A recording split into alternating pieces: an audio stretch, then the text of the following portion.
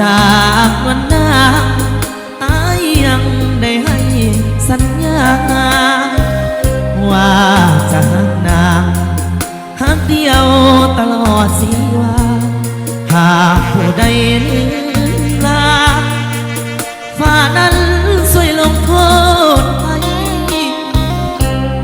อย่าลืมฟังเสียงเพลงอายของส่งป่านนี้น้องคงพะวงถึงอายบ่ไหวน้องอย่าน้อยใจว่าอายนี้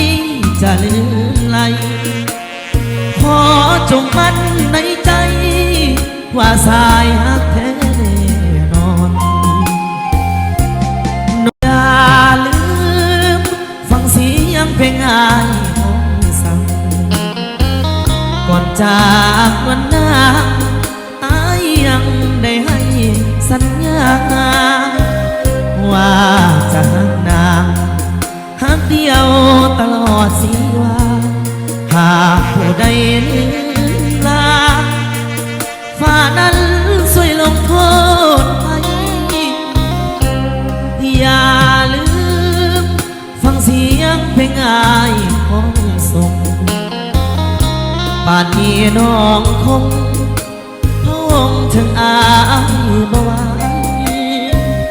น้องอย่าน้อยใจว่าอายนี้จะลืมไหลขอจงมั่นในใจว่าสาย